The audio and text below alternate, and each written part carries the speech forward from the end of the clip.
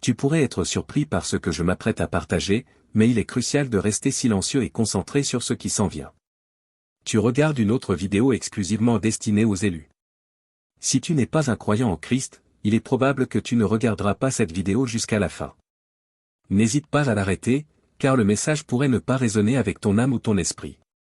Cependant, si tu es un véritable élu, tu comprendras pleinement tout ce que je vais expliquer. Je me tiens devant toi, prêt à délivrer un message aussi ancien que l'humanité elle-même, et pourtant aussi pertinent que les défis d'aujourd'hui.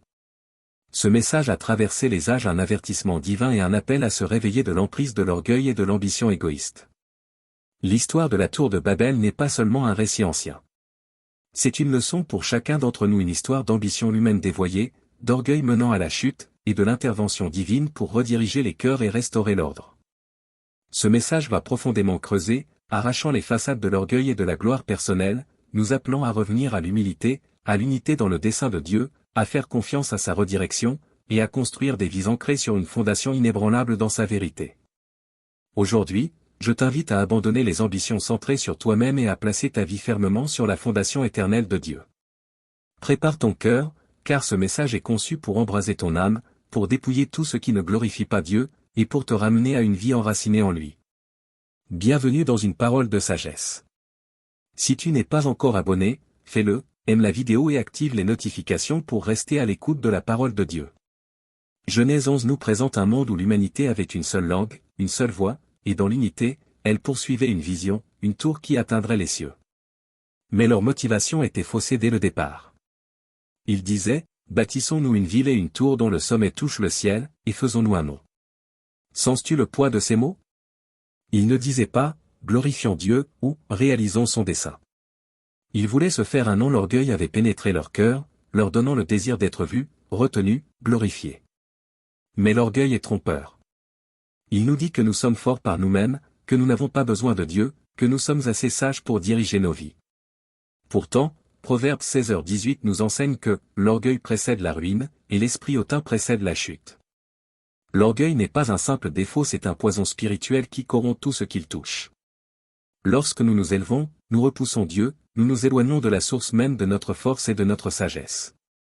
L'orgueil peut se manifester de différentes manières, le besoin de tout contrôler, le refus de se soumettre au plan de Dieu, la recherche de louange et de reconnaissance, ou encore l'impossibilité d'admettre nos faiblesses. Mais sous toutes ces formes, l'orgueil est un déni de l'autorité divine, une tentative de s'élever au-dessus de Dieu. Prends un moment pour te demander, où l'orgueil a-t-il pris racine dans ma vie? As-tu construit des tours avec ta propre force? Prie ainsi, Seigneur, révèle-moi tout orgueil dans mon cœur, et donne-moi la force de te le remettre. L'éradication de l'orgueil commence par l'humilité. Philippiens 2 versets 3 à 4 dit, ne faites rien par esprit de rivalité ou par gloriole, mais que l'humilité vous fasse regarder les autres comme supérieurs à vous-même. Engage-toi à vivre dans l'humilité, dans tes pensées, tes actions, tes prières. Demande à Dieu de remplacer ton orgueil par son esprit d'humilité. Le peuple de Babel était uni, mais son unité n'était pas fondée sur le désir d'honorer Dieu. Ils se sont rassemblés pour construire quelque chose de grand, oui, mais leurs intentions étaient purement égoïstes. Il y a ici une leçon puissante, l'unité seule ne suffit pas. Une unité sans juste intention peut être dangereuse. Le peuple de Babel n'était pas juste uni, il était uni contre l'autorité de Dieu, cherchant à s'en affranchir. Nous vivons dans un monde qui glorifie souvent l'unité pour elle-même. Mais la Bible nous enseigne que notre unité doit être alignée avec les desseins de Dieu. Le monde dit, unis, nous sommes invincibles, mais la vraie puissance et la bénédiction ne viennent que lorsque nous sommes unis dans la volonté de Dieu. Psaume 133 verset 1 nous dit, qu'il est bon, qu'il est agréable pour des frères de demeurer ensemble. Mais cette unité doit se faire dans la vérité de Dieu, dans l'amour, et dans la soumission à ses voies. Dans nos vies personnelles, examinons nos motivations, dans notre travail, nos relations, nos engagements communautaires. Sommes-nous unis avec d'autres pour glorifier Dieu, ou pour rechercher la gloire, le pouvoir, la reconnaissance? Le peuple de Babel nous montre que l'unité peut être puissante, mais aussi destructrice quand elle est utilisée à des fins égoïstes. Ou, dans ta vie, es-tu uni avec d'autres dans des objectifs centrés sur toi-même? Prie ainsi, Seigneur, purifie mes intentions. Aide-moi à rechercher une unité qui te glorifie, pas moi. Sois attentif à tes motivations et aux personnes avec qui tu t'unis. Recherche ceux qui sont passionnés par la volonté de Dieu, et engage-toi dans des projets qui l'honorent. Que ton unité avec les autres soit le reflet de l'amour de Dieu et un témoignage de son royaume. Lorsque le peuple de Babel a élevé sa tour, Dieu est intervenu. Il a vu que leur chemin menait à la destruction, alors il est intervenu pour les protéger d'eux-mêmes. Genèse 11 verset 7 dit, « Allons. Descendons, et la confondons leur langage, afin qu'ils n'entendent plus la langue les uns des autres. » Cette intervention divine n'était pas un acte de colère, mais un acte d'amour. En les dispersant, Dieu les a empêchés de poursuivre une œuvre fondée sur l'orgueil et la rébellion. Combien de fois, dans nos vies, sommes-nous frustrés lorsque nos plans ne se déroulent pas comme prévu? Nous pouvons nous sentir déçus, nous demandant pourquoi Dieu interviendrait dans quelque chose pour lequel nous avons tant travaillé. Mais tout comme un parent intervient pour éloigner son enfant du danger, la redirection de Dieu est un acte de miséricorde. Proverbe 19 verset 21 dit, « Il y a dans le cœur de l'homme beaucoup de projets, mais c'est le dessein de l'Éternel qui s'accomplit. » Dieu voit la fin dès le commencement. Il sait ce qui est véritablement bon pour nous, même lorsque nous ne le voyons pas. L'intervention de Dieu à Babel nous enseigne à abandonner nos plans, à faire confiance à sa sagesse, et à croire que son chemin mène à quelque chose de bien plus grand que ce que nous pouvons imaginer. Pense à un moment où Dieu a redirigé tes plans, comment cela a-t-il façonné ta vie? Prie ainsi, Père, aide-moi à voir ta sagesse dans chaque redirection. Enseigne-moi à faire confiance à ta guidance, même quand elle ressemble à un échec. Lorsque tu fais face à des déceptions, réfugie-toi dans la sagesse de Dieu. Confie-lui tes projets, et sois ouvert à ses redirections. Et foi que sa direction te conduit vers un but plus grand que tout ce que tu pourrais accomplir seul. L'acte de Dieu de confondre les langues à Babel a fait bien plus que briser leur unité. Il a modifié le cours de l'histoire humaine. En changeant leur capacité à communiquer, Dieu a révélé l'immense pouvoir du langage, un pouvoir capable de façonner des sociétés, des relations et des destinées. Les mots sont puissants. Proverbe 18 verset 21 nous rappelle, « La mort et la vie sont au pouvoir de la langue. » Le langage a le pouvoir d'unir ou de diviser, de guérir ou de blesser, d'édifier ou de détruire. En tant qu'élus, nous avons la responsabilité d'utiliser nos paroles avec sagesse. Nos paroles doivent refléter l'amour, la vérité et la paix de Dieu. Chaque fois que nous parlons, nous avons l'opportunité de bénir les autres, d'encourager, d'édifier. Et refléter la lumière de Dieu, mais lorsque nous utilisons les mots avec négligence, dans la colère ou avec tromperie, nous causons du tort. Dieu veut que nous utilisions le don du langage pour l'honorer et bénir les autres. Réfléchis à ta manière de parler, tes conversations sont-elles édifiantes? Tes paroles reflètent-elles l'amour de Dieu? Prie. Seigneur, aide-moi à utiliser mes paroles pour ta gloire. Que mon langage soit le reflet de ton amour et de ta vérité. Engage-toi à prononcer des paroles de vie autour de toi. Choisis des mots qui relèvent, qui reflètent la bonté de Dieu et qui encouragent les autres à le chercher. Le peuple de Babel a construit une tour, mais elle était destinée à s'effondrer, car elle reposait sur l'orgueil, la rébellion et l'ambition humaine. Jésus enseigne dans Matthieu 7 versets 24 à 27 que la personne sage construit sur la roche, pas sur le sable. Quand nos vies sont enracinées en Dieu, fondées sur sa vérité et ancrées dans l'humilité, elles tiennent ferme, peu importe les tempêtes. Souvenons-nous, nos vies sont comme des bâtiments. Nous pouvons bâtir sur une fondation qui honore Dieu, enracinée dans des valeurs éternelles, ou bien sur du sable, poursuivant une gloire temporaire. Le choix nous appartient, mais une seule voie mène à une vie qui dure. Posons-nous chaque jour cette question, sur quoi suis-je en train de bâtir ma vie? Sommes-nous fondés sur la vérité solide de Dieu ou construisons-nous des tours qui servent notre orgueil et nos ambitions? Jésus dit clairement. Quiconque entend ces paroles et les met en pratique sera semblable à un homme prudent qui a bâti sa maison sur le roc. Lorsque nous bâtissons sur la fondation de Dieu, rien ni les tempêtes, ni les épreuves, ni les défis ne peut détruire ce qu'il a établi. La tour de Babel nous rappelle que sans la bénédiction de Dieu, nos réalisations humaines ne valent rien.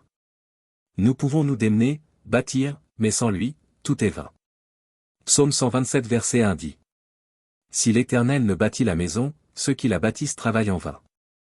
Si nous désirons laisser un héritage, un impact durable, nous devons poser notre fondation sur celui qui est éternel. Prends un moment pour réfléchir à la fondation de ta vie. Es-tu enraciné dans la parole de Dieu? Tes ambitions s'alignent-elles avec ses desseins éternels? Prie. Seigneur, que ma vie soit bâtie sur toi seul. Aide-moi à rejeter ce qui est temporaire et à poursuivre ce qui est éternel. Engage-toi à construire sur la fondation de Dieu. Que chaque décision, chaque objectif, chaque relation soit ancrée dans sa vérité. Demande au Saint-Esprit de te guider pour bâtir une vie qui honore Dieu, une vie capable de résister à toute tempête. Je me tiens devant toi aujourd'hui non seulement pour raconter l'histoire de Babel, mais pour te défier, examine les tours que tu as construites dans ta propre vie. La tour de Babel nous enseigne les dangers de l'orgueil, le besoin d'une unité centrée sur Dieu, la sagesse de faire confiance à sa redirection, la puissance de nos paroles, et l'importance de bâtir nos vies sur une fondation inébranlable.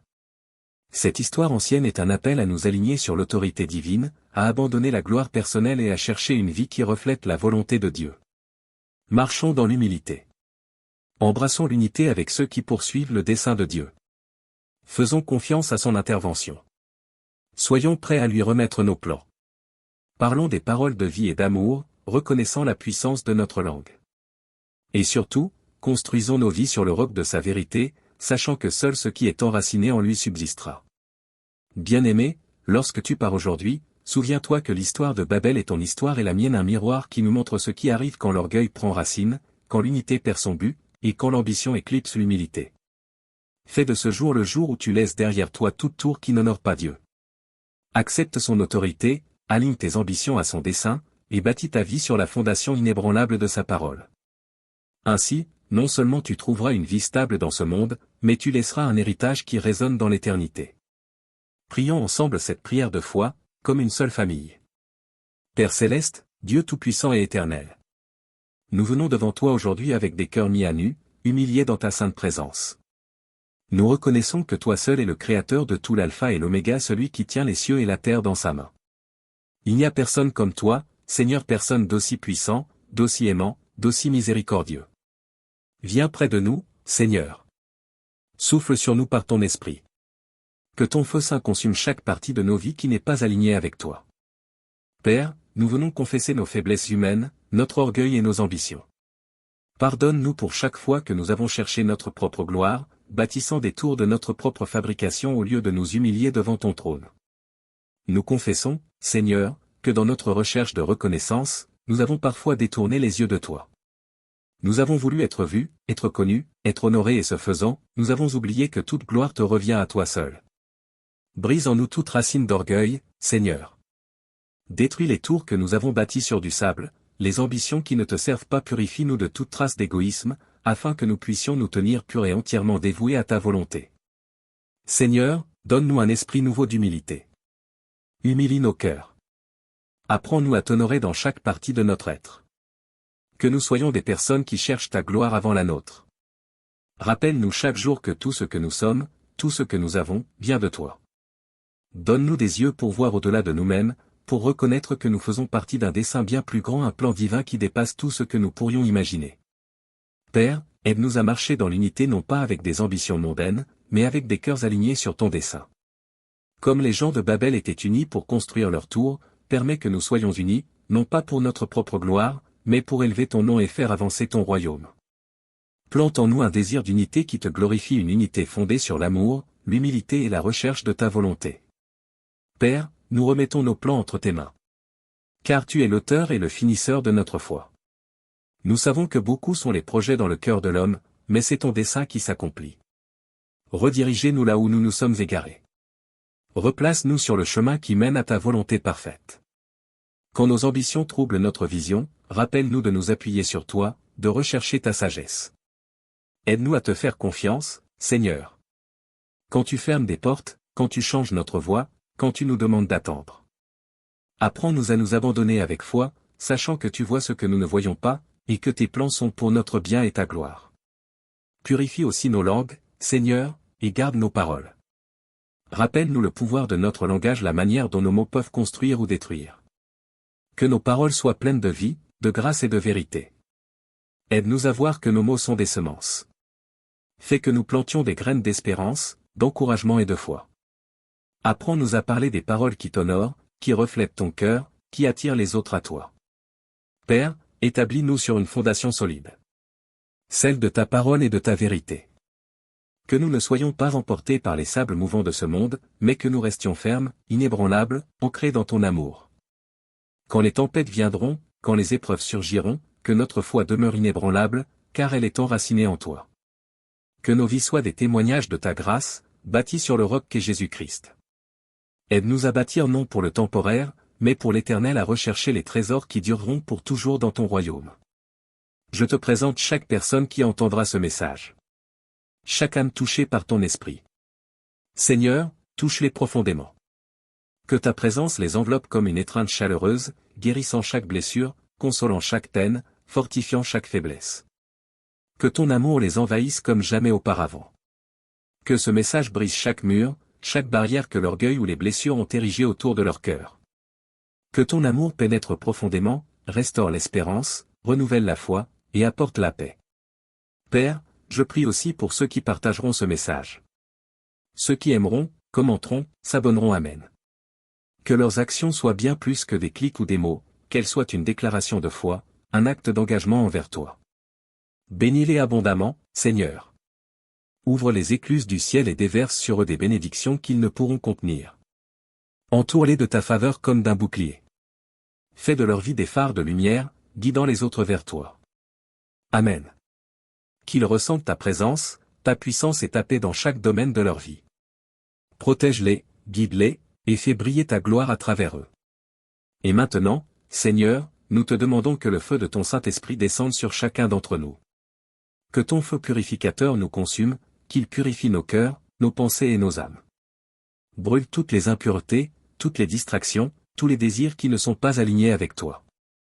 Affine-nous, Seigneur, jusqu'à ce qu'il ne reste qu'un cœur entièrement dévoué à toi.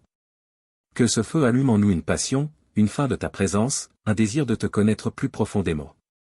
Transforme-nous par ce feu, Seigneur, rends-nous audacieux pour vivre pleinement pour toi, avec tout ce que nous sommes. Père, nous nous tenons ici, abandonnés, humiliés, prêts à être utilisés par toi. Prends nos vies, nos rêves, nos ambitions, et aligne-les sur ton dessein divin. Fais-nous marcher sur le chemin que tu as tracé pour nous, main dans la main avec toi, à chaque pas, guidés par ton esprit. Que nous ne bâtissions pas des tours d'orgueil, mais des héritages de foi, des vies qui honorent et glorifient ton nom. Seigneur, que ta parole soit comme un marteau qui brise chaque cœur dur. Et comme une flamme qui embrasse chaque âme pour toi. Que cette prière atteigne les profondeurs du cœur de chaque auditeur. Qu'elle apporte conviction, encouragement, et un engagement renouvelé à vivre pleinement pour toi. Dans le nom puissant, incomparable et glorieux de Jésus-Christ, notre Sauveur et Roi, nous le déclarons. Amen, Amen et Amen.